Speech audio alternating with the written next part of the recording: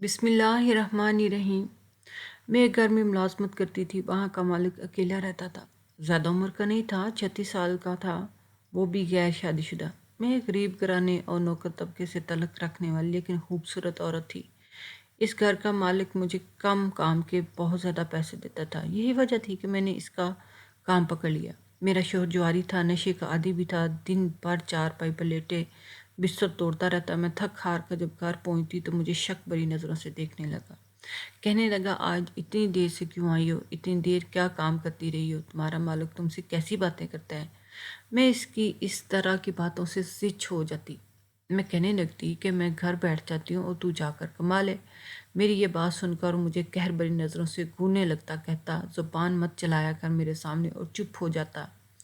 وہ ایک نمبر کا کھٹا اور ہڈ حرام قسم کا شخص تھا۔ جس دن مجھے تنخواہ ملتی، مجھے مار پیٹ کے میرے پیسے ہاتھ سے لے کے چھین کر نشہ کرتا اور جوا کھیل کے گھر کو دیر تک گھر آتا۔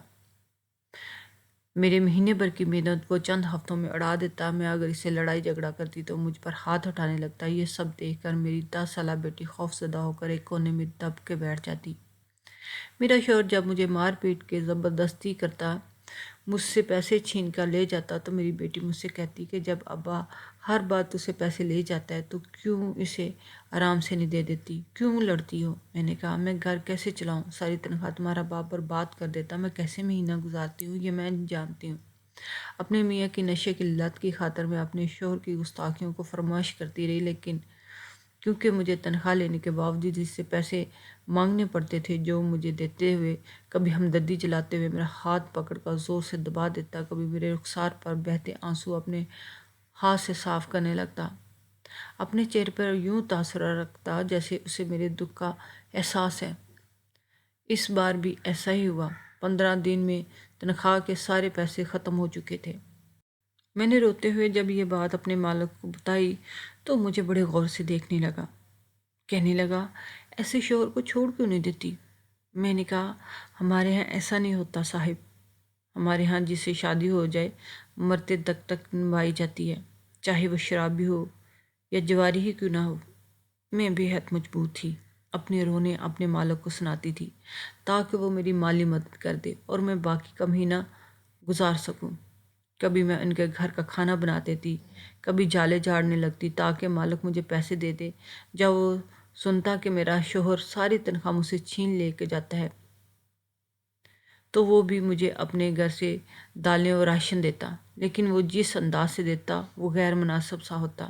جیب سے پیسے نکال کر میرے ہاتھ میں تھماتے ہوئے اپنے ہاتھ میرے ہاتھ پہ لگا دیتا اور ہمدردی جتانے لگتا، کہتا، تم کتنی حسین عورت ہو، لگتا ہی نہیں ہے کہ ایک بچی کی ماں ہو۔ تمہارے شوہر کو نہ تمہارے حسن کا اندازہ ہے اور نہ ہی تمہاری قدر ہے۔ اس کی بےتاب سی نظریں میرے پورے وجود پر گردش کرتی، مجھے لگتی تو بہت بری لگتی، لیکن میری غربت اور خالی پیٹ کی بھوک مٹانے کے سامان لینے کے لیے میں یہ سب باتیں سننے پر مجبور تھی۔ میں اپنا ہاتھ مالک کے ہاتھ سے کھینچتے ہوئے کہتی، مجھے دیر ہو رہی ہے، میری بیٹی گھر پہ بھوکی ہوگی۔ ایک بار وہ مالک مجھ سے کہنے لگا کہ اپنی بیٹی کو بھی اپنے ساتھ لے آیا کرو، تمہارا ہاتھ بٹا دے گی۔ مجھے بھی مالک کا یہ مشورہ اچھا ہی لگا، کم از کم میں مالک کی موجودگی میں اکیلی تو نہیں ہوں گی۔ میں اکیلے روز اپنی بیٹی کو اپنے ساتھ لے جاتی۔ میری بیٹی کا نام روبینہ تھا، میں اسے روبی کہتی تھی۔ میں نے کہا، روبی تم جھاڑو لگا لو، میں کچن میں برتن دھو لوں گی۔ میں برتن دھونے چلی گئی، میری بیٹی کچھ ہی دیر میں بڑی بدحواسی وہاں پہنچی تھی۔ میں نے اس کی طرف دیکھا تو اس کی رنگت اڑی ہوئی تھی۔ اس سے پہلے کہ میں اسے کچھ پوچھتی مالک بھی کچن میں آ گیا، کہنے لگا، تمہاری بیٹی شاید تمہارے شوہر کے رویے کی وجہ سے پریشان رہتی ہے، اس لیے ہر مرد سے ڈرتی ہے۔ میں نے اس سے پیسے دینا چاہے تو ڈر کے پیچھے ہٹ گئی، جیسے میں اس کو کھا جاؤں گا، تو یہ تم رکھ لو، اسے کپڑے خرید کے لے دینا۔ یہ کہہ کے اس شخص نے مجھے 1000 کا نوٹ تھما دیا۔ میں تو خوشی سے نہال سی ہو گئی تھی، میری بیٹی گھبرائی ہوئی تھی لیکن مجھ سے کچھ کہا نہیں۔ میں نے کہا، تم کیوں ڈرتی ہو؟ کہنے لگی، مجھے آپ کے ساتھ کام پر نہیں جانا۔ میں سمجھ گئی کہ وہ 10 سال کی ہے، اس لیے گھر کے کام کاج سے گھبراتی ہوگی۔ انہی دنوں میرے شوہر کی طبیعت بھی خراب رہنے لگی۔ اب اسے بخار کھانسی رہنے لگی تھی، لیکن میرے ہوش اس دن اڑے جب اس کی کھانسی میں خون بھی آنے لگا۔ وہ دن بدن کمزور ہو رہا تھا۔ جب تک میں اسے ڈاکٹر کے پاس لے کر گئی بہت دیر ہو چکی تھی۔ وہ سینے کے کینسر میں مبتلا ہو چکا تھا۔ اس دن میرے آنسو نہیں رک رہے تھے۔ میرے پاس اتنے پیسے نہیں تھے شوہر کا علاج کراتی۔ میں نے اپنے مالک سے مدد مانگی، مجھے بس اتنے پیسے دے دیا کرتا کہ میں اپنے شوہر کو دوا لے دیتی۔ لیکن 2 ماہ تک میرے شوہر کی حالت بہت خراب ہونے لگی۔ نشے کی وجہ سے اس نے خود کو برباد کر کے رکھ لیا تھا۔ میں اس کی حالت دیکھ کر رونے لگی۔ جیسے بھی تھا میرا وہاں سہارا تھا، لیکن ایک دن وہ بھی مجھ سے چھن گیا۔ میری بیٹی اس دن بہت روئی۔ چند دن محلے والے ہمارے دل جوئی کرتے رہے۔ میرے مالک نے بھی ڈرائیور کے ہاتھ مجھے کچھ راشن بھیج دیا، لیکن ہم غریبوں کی بھی کیا زندگی ہوتی ہے۔ میں عدت میں ہی تھی کہ ایک دن ہمارے گھر کا مالک، جو ہمارے ہی گھر کے اوپر رہتا تھا، مجھ سے کہنے لگا کہ ہم لوگ بنا کرائے کے بھی رہ سکتے ہیں گھر میں۔ میں یہ سن کے بہت خوش ہوگی کہ بھلا آدمی ہے جو مجھ پر یہ احسان کر رہا ہے۔ لیکن میں نہیں جانتی تھی کہ شوہر جیسا بھی ہو، اس کا وجود عورت کے لیے کتنا بڑا تحفظ ہے۔ ایک شوہر کی آنکھ بند ہونے سے ہر مرد کی آنکھ بدل جاتی ہے۔ بیوہ عورت کو دیکھنے کا ڈھنگ ہی اور ہوتا ہے۔ ایک بار آدھی رات کو میں اپنی بیٹی کے ساتھ اپنے کمرے میں سو رہی تھی کہ مجھے لگا جیسے ہمارے صحن میں آہٹ ہوئی ہے۔ اس آہٹ سے میری آنکھ کھل گئی۔ میں بہت پریشان سی ہو گئی۔ میں ابھی اسی شش و پنج میں مبتلا تھی کہ کیا کروں اور کیا نہ کروں، جب میرے کمرے میں دھیرے سے دستک ہوئی۔ اب تو خوف کے مارے میرے حواس ہی گم ہو گئے تھے۔ مجھے لگا کوئی چور آ گیا۔ میں اکیلی عورت کیا کروں گی؟ میں نے دروازہ نہیں کھولا۔ بہت دیر تک دروازے پر یوں ہی ہلکی ہلکی دستک ہوتی رہی، لیکن اس کے بعد کسی نے دروازے کو زور سے دھکے سے کھولا تھا۔ میری تو چیخیں برآمد ہو گئی تھیں کہ اب چور اندر آ کر مجھے اور میری بچی کو مار ڈالے گا۔ لیکن سامنے مالک مکان کھڑا تھا۔ اسے دیکھ کے مجھے حیرت ہونے لگی۔ اس نے کمرے میں آتے ہی تیزی سے قدم میری طرف جانب بڑھائے۔ میری بیٹی اس وقت گہری نیند میں سو رہی تھی۔ وہ مجھ سے کہنے لگا اس کی بیوی کی طبیعت خراب ہے، میں اوپر اس کی بیوی کو جا کے دیکھ لوں۔ میں پریشان سی ہوگی کہ ابھی شام کو تو وہ چنگی بلی تھی۔ میں اس شخص کے ساتھ اوپر کے پورشن میں چلی گئی۔ جیسے اس کے کمرے میں گئی تو اس کا کمرہ خالی تھا۔ اس سے پہلے کہ میں پلٹتی اس شخص نے اپنے کمرے کا دروازہ بند کر لیا۔ میں نے کہا آپ کی بیوی کہاں ہے؟ تو وہ بہت ہی خباثت سے مسکرانے لگا۔ وہ میکے گئی ہے۔ میں نے کہا تو آپ نے مجھ سے جھوٹ کیوں بولا؟ کہنے لگا کیسی بے مروت عورت ہو تم، میں نے تم پر اتنا بڑا احسان کیا، تم مفت میں ہمارے گھر میں رہ رہی ہو، اور ایک تم ہو جو کہ میری تنہائی کا ذرا بھی خیال نہیں۔ اس کی غلط نیت سمجھ کر میں ڈر گئی۔ میں نے کہا تمہیں شرم نہیں آتی؟ ایک بے سہارا عورت جو کہ عدت میں ہے، اس سے اس قسم کی بہودہ باتیں کرتے ہو؟ مجھے تمہارے گھر نہیں رہنا، ہٹو میرے سامنے سے۔ لیکن وہ ہنسنے لگا، کہنے لگا میں کسی پر مفت کی عنایت نہیں کرتا، دیکھو تمہارا سہارا تو کوئی ہے ہی نہیں، اس لیے بہتر ہے کہ تم مجھے خوش رکھنے کی کوشش کرو، میں تمہارے ساتھ بھلا کر دیا کروں گا۔ میں اس بات پر اس کے منہ پہ زوردار تھپڑ مارا، اسے دھکا دے کے کمرے سے باہر نکل گئی، لیکن وہ میرا بازو پکڑ چکا تھا۔ میں زور زور سے چلانے لگی۔ ہمارا چھوٹا سا تنگ گلیوں کا محلہ اور رات کے اس پیر خاموشی میں میری آوازیں بھی دور دور تک گونج رہی تھی، اسی لیے اس پڑوس کے لوگ مین دروازہ بجانے لگے۔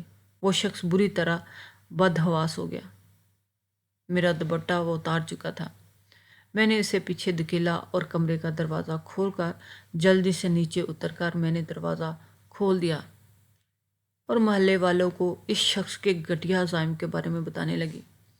وہ صاف مکر گیا، کہنے لگا یہ عورت جھوٹ بول رہی ہے، جان بوجھ کر مجھ پر الزام لگا رہی ہے۔ میں تو اوپر اپنے کمرے میں سو رہا تھا، یہ وہاں آ گئی اور اپنا دوپٹہ اتار کر مجھے گناہ کے لیے اکسانے لگی۔ جب میں نے انکار کر دیا تو مجھے بدنام کرنے کے لیے اس نے یہ راہ اپنا لی اور چلانے لگی۔ اگر آپ کو یقین نہیں آتا تو بے شک اوپر میرے کمرے میں جا کر دیکھ لیں، اس کا دوپٹہ وہیں پڑا ہوا ہے۔ اگر مجھے اس کے ساتھ گناہ کرنا ہوتا تو میں نیچے اس کے کمرے میں جاتا۔ وہ شخص نہایت ہی گھٹیا اور شاطر دماغ کا مالک تھا۔ اس کے بعد تو کسی نے بھی میری بات کا اعتبار نہیں کیا۔ میں روتی رہی، گڑ گڑاتی رہی۔ میں نے ایسا کچھ نہیں کیا، لیکن آدھی رات کو ہی مجھے اور میری بیٹی کو گھر سے نکال دیا۔ رات کے اس پہر بھی میں اپنی بچی کو لے کر جاتی۔ میرے ذہن میں بس ایک ہی گھر کا خیال آ رہا تھا۔ میں اپنے مالک کے گھر چلی گئی۔ کافی دیر دروازہ بجانے کے بعد چوکیدار نے دروازہ کھولا۔ مجھے روتا ہوا دیکھ کر وجہ پوچھنے لگا۔ میں نے کہا مجھے مالک سے بات کرنی ہے۔ مجھے اندر لے گیا۔ میں لاؤنج میں بٹھا کر اوپر مالک کے کمرے میں چلا گیا۔ کچھ ہی دیر بعد مالک نیند سے آنکھوں کو مسلتے ہوئے نیچے اترا تو مجھے روتا دیکھ کر پریشان ہو گیا۔ وجہ پوچھنے لگا تو میں رونے لگی۔ میں نے روتے ہوئے سب کچھ بتا دیا۔ میں نے کہا مجھے ایک کوارٹر میں رہنے کی اجازت دے دیں۔ میں اسی محلے میں کام ڈھونڈ لوں گی اور ان کا سارا کام کر دیا کروں گی۔ اپنا اور اپنی بچی کا پیٹ خود پال لوں گی۔ ان پر بوجھ نہیں بنوں گی۔ بس مجھے ایک چھت رہنے کو چاہیے۔ وہ میری بات سن کر پہلے تو چپ رہے، پھر کہنے لگے تم گیسٹ روم میں جا کر آرام کرو، میں تم سے صبح بات کروں گا۔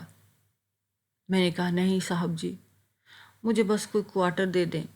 وہ کہنے لگے کوارٹر میں بس 2 کمرے ہیں، ایک میرے چوکیدار کا اور دوسرا میرے ملازم کا۔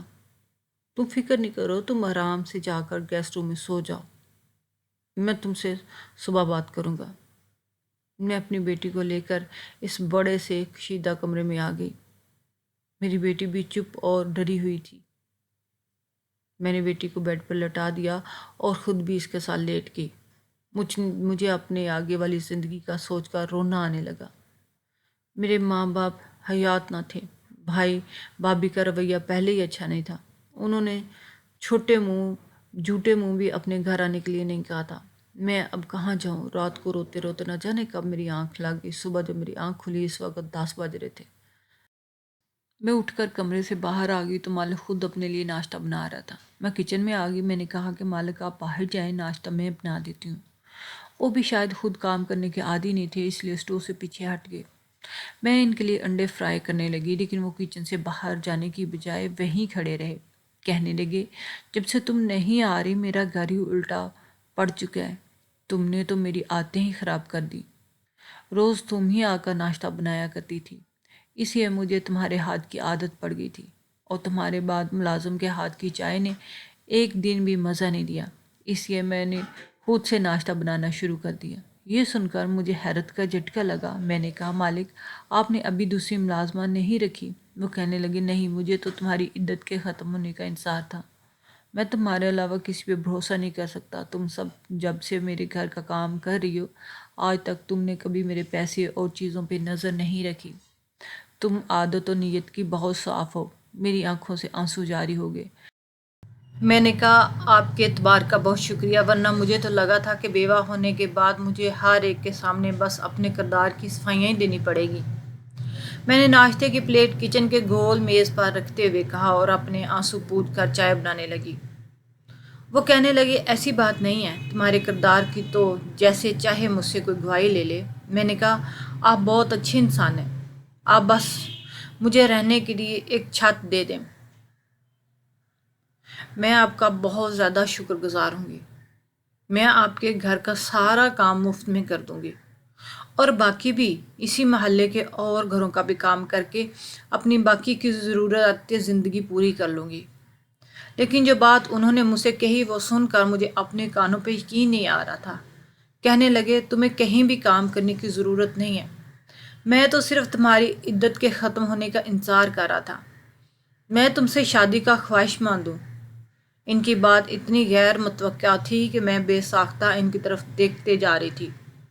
وہ مجھے ہی دیکھ رہے تھے۔ میں نے کہا صاحب جی میں ایک ملازمہ ہوں، آپ تو پیسے والے ہیں، آپ سے تو کوئی بھی اچھی لڑکی شادی کر لے گی۔ وہ کہنے لگے تم بھی اچھی ہو، بلکہ بہت اچھی ہو۔ جب تم نے پہلی بار میرے گھر کا کام کرنا شروع کیا تھا تو مجھے لگا تم غیر شادی شدہ ہو، تمہیں دیکھ کر لگتا ہی نہیں تھا کہ تم نوکرانی ہو۔ مجھے تو تم پہلی نظر میں ہی بھا گئی تھی۔ اس سے پہلے کہ تم سے شادی کی خواہش ظاہر کرتا مجھے پتا چلا کہ تم شادی شدہ اور ایک بچی کی ماں بھی ہو۔ پھر میں نے اپنی خواہش کو دبانا شروع کر دیا، لیکن جب تمہارے شوہر کا علم ہوا تو مجھے بہت دکھ ہوا کہ وہ نشہ کرتا ہے، تمہیں مارتا بھی تھا۔ تمہارے چہرے پر پڑے زخموں کو دیکھ کر میں بے چین سا ہو جاتا تھا، اس لیے کبھی بے اختیار یہ خواہش ہوتی کہ تم سے کہوں چھوڑ دو اس سفاک شخص کو، میں تمہیں اپنا لوں گا۔ میں نے ایک بار یہ بات تم سے کہی بھی تھی، لیکن تمہارے جواب نے مجھے حیران کر دیا کہ تم نے اتنا ظلم سہنے کے بعد بھی اپنے شوہر کی وفادار تھی، اسے چھوڑنے کو تیار نہ تھی۔ تمہاری اس بات نے تمہاری عزت میرے دل میں اور بھی بڑھا دی تھی۔ تمہارے شوہر کی بیماری پر میں نے تمہیں اس کے لیے روتے تڑپتے دیکھا۔ مجھے حیرت ہوئی تھی کہ عورت ایسی بھی ہوتی ہے۔ اس لیے تمہارے شوہر کی وفات کے بعد میں نے سوچا تھا کہ عدت ختم ہوتے ہی تمہیں نکاح کا پیغام بھجوا دوں گا، لیکن تمہاری مجبوری تمہیں خود ہی یہاں لے آئی۔ تمہاری عدت پوری ہو جائے تو میں تم سے نکاح کر لوں گا۔ مجھے تم جیسی باوفا عورت شاید کہیں نہ مل سکے۔ میں ان کی باتوں کو سن کر حیران سی ہو گئی تھی۔ میں اب تک انہیں غلط ہی سمجھتی رہی۔